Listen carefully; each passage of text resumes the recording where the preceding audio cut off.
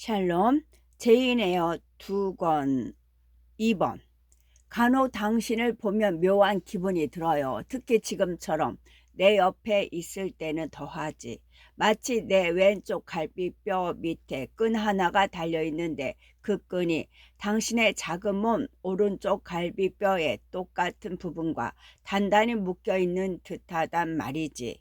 하지만 저 파도 거센 해협과 200마일이 넘는 육지가 우리 앞에 놓이면 그 끈은 끊어지겠지. 그러면 내 몸속에는 피가 넘쳐 흐르겠지. 내 생각을 하면 나는 참을 수 없소.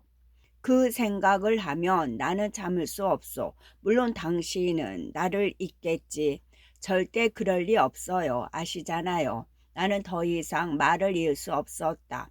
제인, 숲에서 나이팅게일 울음소리가 들려요. 자, 들어봐요. 나는 귀를 기울이다 결국 흐느껴 울고 말았다. 더 이상 참을 수 없었던 것이다. 감정에 굴복당하고만 나는 너무 괴로워서 머리끝에서 발끝까지 부들부들 떨었다. 조금 진정하고 겨우 말을 한다는 것이 손필드에 오지 말 걸 그랬다는 둥, 애초에 이 세상에 태어나지 말았어야 했다는 둥, 나 자신에 대한 결렬한 원망을 마구 짓거렸다. 이곳을 떠나고 싶지 않아서 그런 거요? 슬픔과 사랑으로 인한 결렬한 감정이 나의 몸과 마음을 쥐고 흔들면서 지배하려고 했다. 즉 일어나 마지막 고삐를 잡으려 몸부림치다가 결국 나를 장악하고 그리고 이야기했다. 손필드를 떠날 생각을 하니 너무 슬퍼요. 손필드를 사랑하거든요. 한때였지만 여기서 만족하며 즐거운 생활을 했어요. 저는 멸시당하지 않고 냉대받지도 않았어요. 저보다 열등한 사람들 틈에서 살지도 않았어요. 따돌림을 받지도 않았고 함께 밝고 힘차고 고상한 것들을 볼 수 있었어요. 제가 존경하고 매우 좋아하는 독보적이고 활력이 넘치고 마음이 넓은 분과 마주 앉아 얘기도 하고요. 저는 손필드에서 선생님을 만났어요. 이제 영원히 헤어져야 한다고 생각하니 두렵고 외로워서 참을 수가 없어요. 헤어질 수밖에 없다는 건 알아요. 그것은 사람이 언젠가 죽게 마련인 것과 같은 것이죠. 헤어질 수밖에 없다고 그가 불쑥 물었다. 선생님께서 그렇게 말씀하셨잖아요. 무엇을 말이요? 잉글렘 양하고 결혼하신다고요. 고상하고 아름다운 여인, 선생님의 신부 말이에요. 나의 신부? 어떤 신부? 나한테 신부가 어딨어? 뭐잖아 맞이하실 거잖아요. 그야 그렇지. 그럴 작정이요. 그는 이를 악물고 말했다. 그러니까 저는 가야죠. 그러라고 하셨으니까. 아니 당신은 여기 있어야 해. 내가 그걸 맹세하지. 그리고 그 맹세를 꼭 지킬 것이요. 저는 가야 해요. 나는 대꾸하면서 화가 치밀어 오르는 기분을 느꼈다. 선생님께 아무것도 아닌 존재로 여기 남으라고요? 제가 자동 인형이나 아무 감정도 없는 기계인 줄 아세요? 입속에 넣었던 빵 조각을 빼앗기고 마시던 생명수가 엎질러졌는데도 가만히 있으라고요? 제가 가난하고 신부도 낮고 얼굴이 못생긴 보잘것없는 여자라고 해서 영혼도 아무 감정도 없다고 생각하세요? 천만에요. 잘못 생각하셨어요. 저도 선생님처럼 영혼과 감정이 있다고요. 하느님께서 제게 아름다운 재산을 조금만 더 주셨더라도 지금의 제 심정과 똑같이 선생님께서도 저와 헤어지는 고통을 맛보게 했을 거예요. 저는 지금 선생님께 관습이나 인습으로 말씀드리는 것도 아니고 제 육신으로 말하는 것도 아니에요. 제 영혼이 선생님의 영혼에게 말하는 거라고요. 마치 두 영혼이 죽은 뒤 하느님 앞에 섰을 때처럼 동등한 자격으로요. 물론 지금도 동등하지만요. 지금도 동등하다고 로체스터 씨가 되뇌었다. 그가 그렇지라고 말을 잇더니 두 팔로 그래요, 제인. 네, 그래요. 하지만 아니에요. 선생님은 아니 결혼하신 거나 다름없는 분이죠. 그것도 선생님보다 못한 분과 마음도 맞지 않는 분과 진심으로 사랑하지도 않는 분과 결혼하시는 거죠. 저는 선생님이 잉글램 양을 무시하는 것을 직접 보고 들었거든요. 저는 그런 결혼을 경멸해요. 그러니까 선생님보다 제가 더 나아요. 저를 놓아주세요. 어디로 갈 거요, 제인? 아일랜드로? 네, 아일랜드로요. 이제 속마음을 다 털어놨으니 어디든 못 가겠어요. 제인, 흥분을 가라앉히고 그대로 있어요. 꼭 화가 나서 자기 털을 뽑아대는 미친 새 같군. 저는 새가 아니기 때문에 어떤 그물에도 걸려들지 않아요. 저는 자유의지를 가진 인간이에요. 저는 선생님을 떠날 거예요. 나는 다시 한번 몸부림쳐 그에게서 빠져나와 똑바로 섰다. 그럼 당신의 의지로 당신 운명이 결정되겠군. 당신에게 내 손과 마음과 재산 일부를 주겠소. 지금 장난하시는 거예요? 그런 건 웃어 넘기면 그만이에요. 평생 내 곁에 있어줘요. 내 분신이 되어 다시 없는 동반자로서 말이요. 이미 운명이 정해졌잖아요. 그대로 해나가시면 돼요. 잠깐 진정해요. 너무 흥분한 것 같소. 나도 진정할 테니. 한 차례 바람이 월계수 오솔길을 쓸고 지나가 마로니에 가지를 스쳤다. 그러고는 저 멀리 보이지 않는 곳으로 사라지더니 잠잠해졌다. 들리는 소리라고는 나이팅게일의 노래 소리뿐이었다. 그 노래에 귀를 기울이며 나는 다시 울었다. 로체스터 씨는 차분하고 진지한 표정으로 나를 바라보았다. 한참 뒤 그가 입을 열었다. 제인, 내 옆으로 와요. 마음을 터놓고 얘기해 봅시다. 서로의 마음을 알 수 있도록. 저는 선생님 옆으로 가지 않을 거예요. 완전히 벗어났으니까요. 되돌아가지 않을래요. 제인, 지금 난 당신을 내 아내로서 부르는 거요. 내가 결혼하고 싶은 사람은 당신이요. 나는 그저 듣고만 있었다. 나를 놀리는 것만 같았다. 자, 이리 와요. 제인, 이리 오라니까. 선생님의 신부가 우리 사이를 가로막고 있는 걸요. 그가 일어나 재빨리 내 앞으로 걸어왔다. 나의 신부는 여기 있소.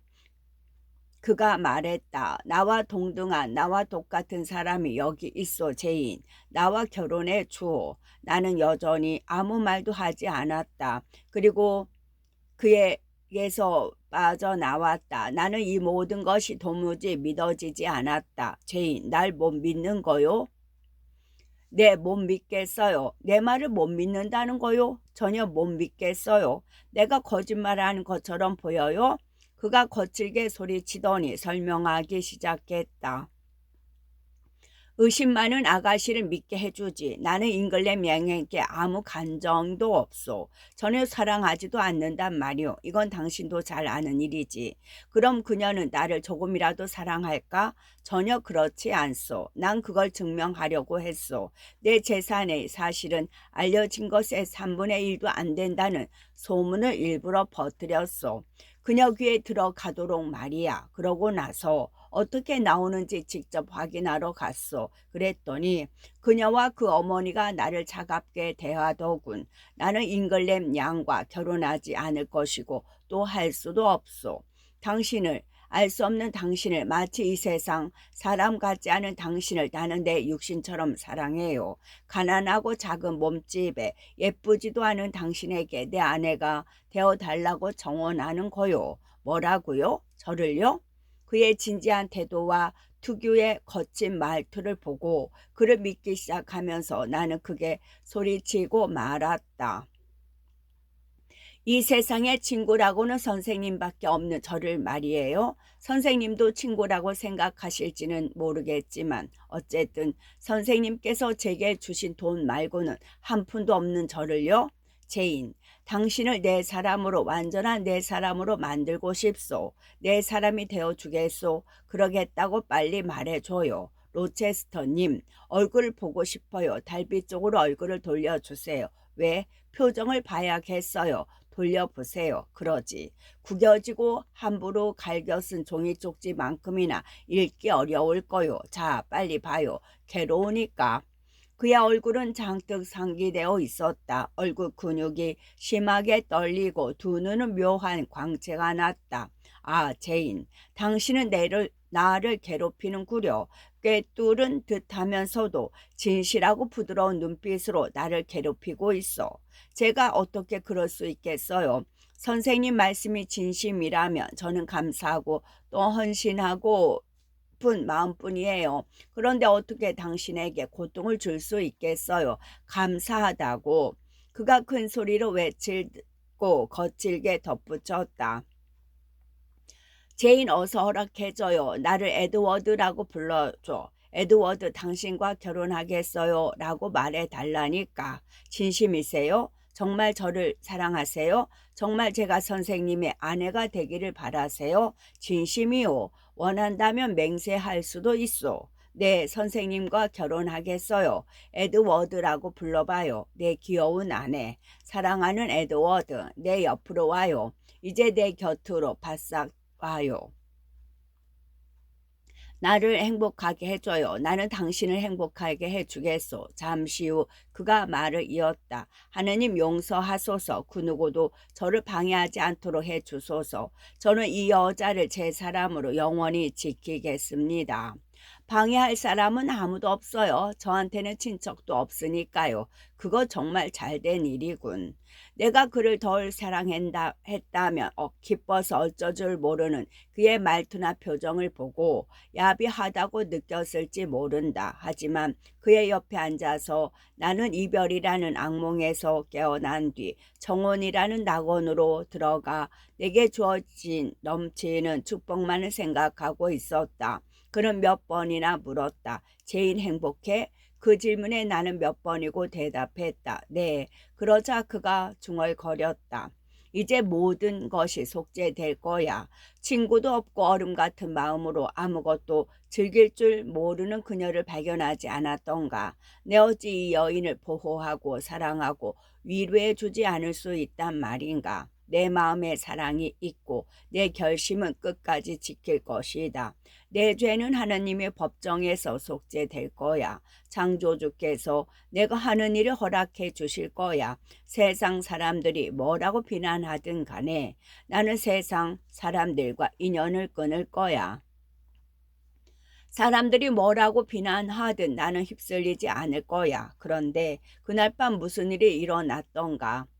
달은 아직 지지 않았다. 우리는 계속 어두운 곳에 앉아 있었다. 나는 주인 옆에 있었으나 얼굴이 보이지 않았다. 무엇이 마로니에를 고통에 빠뜨렸던가. 마로니에가 몸부림치며 신음소리를 냈다. 그때 바람이 월계수 오솔길로 휘몰아쳐 우리 머리 위로 지나갔다. 집으로 들어가야겠어, 제인. 아침까지 당신과 함께 있고 싶지만 날씨가 심상치 않아. 로체스터 씨가 말했다. 저도 그래요. 나는 속으로 말했다.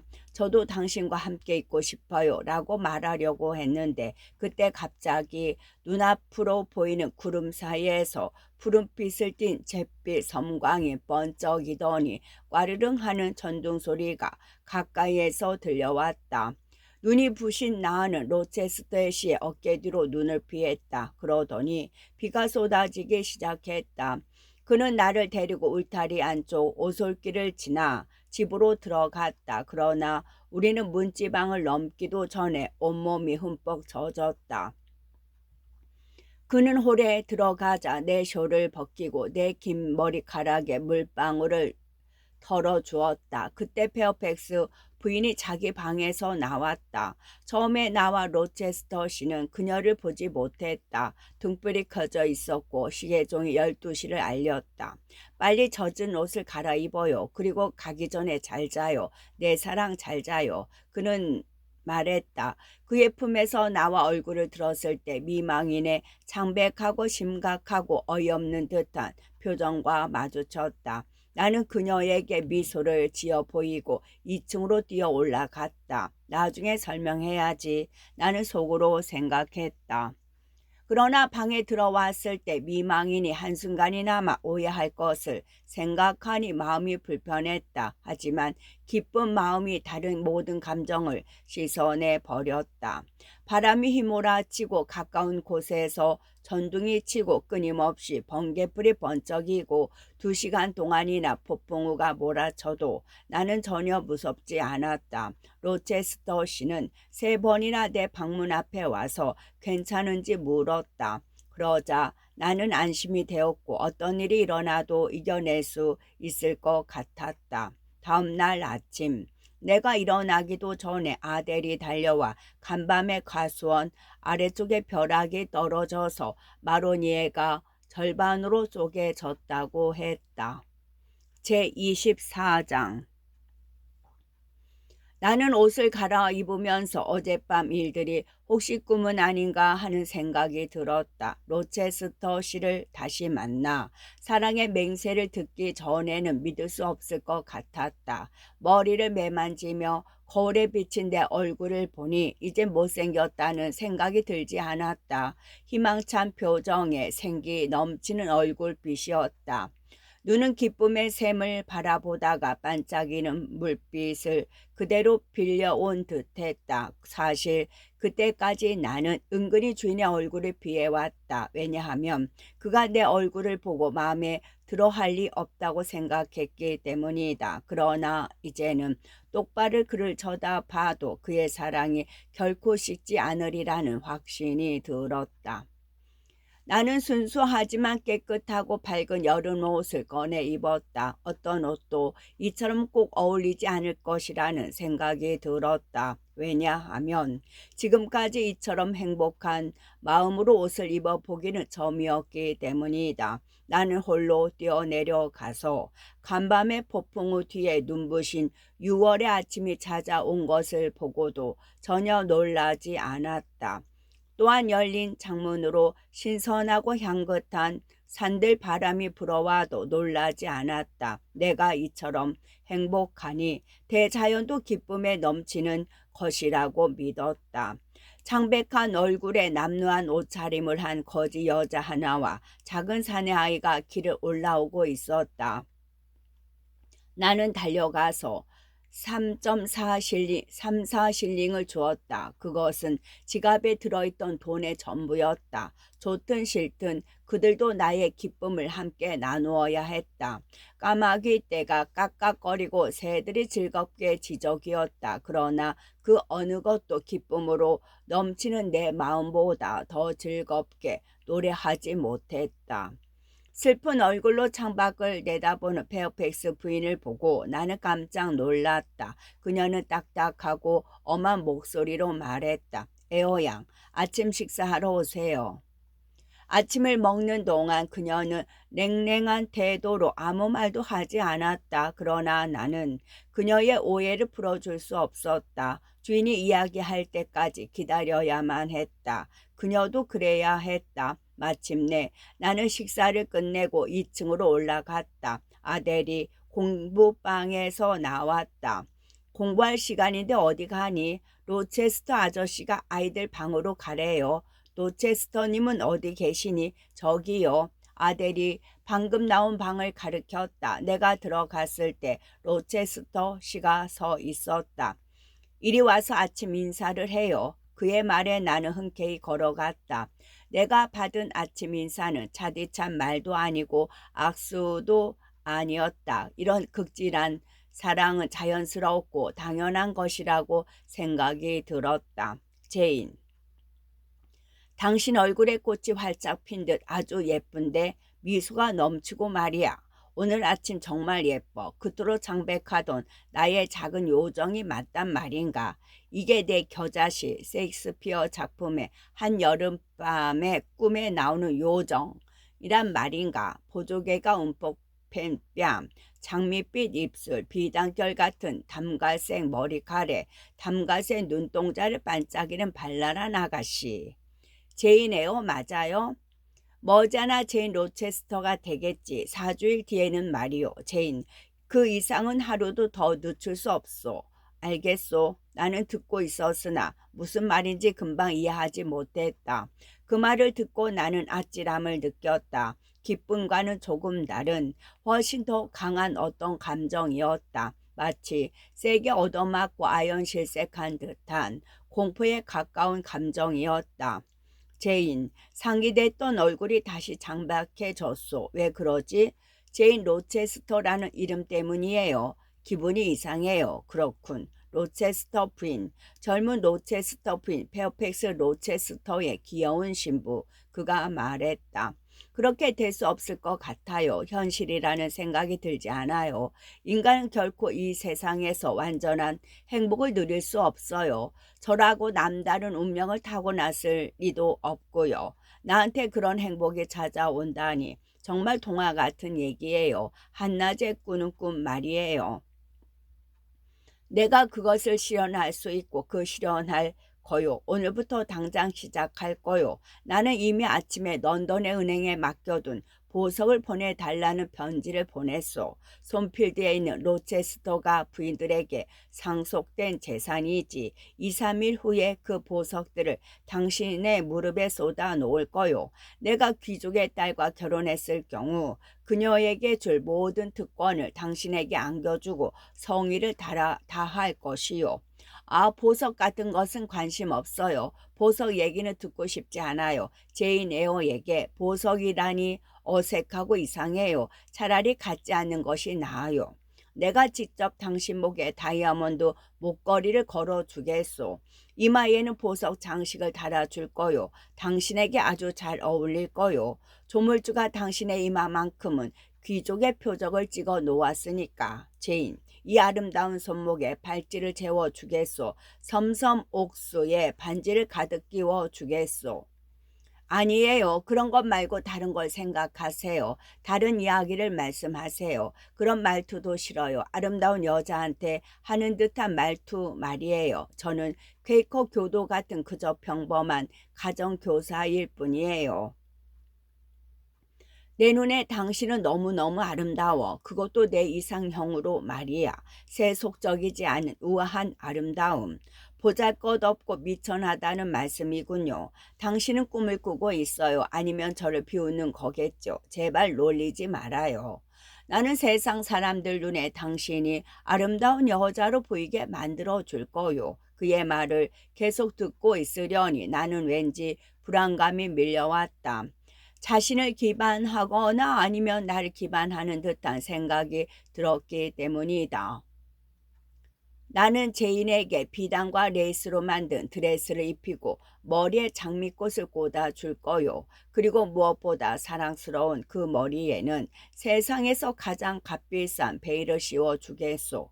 그러고 나면 저를 몰라보시겠네요. 제인 에어가 아니라 광대 차림에 원숭이나 이솝 우화에 나오는 다른 새의 깃털로 단장한 어치 같겠죠. 노체스터님, 제가 궁정 부인의 옷을 입는 것보다 차라리 당신이 무대 의상으로 분장한 모습을 보는 것이 낫겠어요. 저는 당신이 잘생겼다고 말하지 않을 거예요. 저는 진심으로 당신을 사랑하지만 당신에게 아부하고 싶지는 않아요. 그러니 저한테도 아부하지 마세요. 그러나 그는 내 말에 전혀 귀 기울이지 않고 자기 말만 했다. 오늘 당장 마차를 타고 밀코트로 가요. 직접 드레스 몇 벌을 골라야 하니까 4주일 뒤에 결혼한다고 했잖소. 결혼식은 저 언덕 아래 있는 교회에서 조촐하게 올릴 생각이요. 그리고 결혼식이 끝나자마자 함께 런던으로 가서 며칠 머문 다음 태양의 나라 프랑스의 포도밭이나 이탈리아의 병원으로 갈 거요. 그리고 옛날이나 현재도 유명하다는 것들은 다 보여주겠소. 도시 생활도 경험해보고 다른 사람과 자신을 비교하며 스스로를 올바로 평가하게 해줄 거요. 당신과 함께 여행한다고요? 파리, 로마, 나폴리, 피렌체, 베네치아 등에 갈 거요. 예전에 내가 다녔던 곳을 당신이 다시 돌아다니는 거지. 내 발바닥이 디뎠던 모든 것을. 실프는 공기의 요정. 실프 같은 당신의 발이 또다시 딛는 거요. 끝.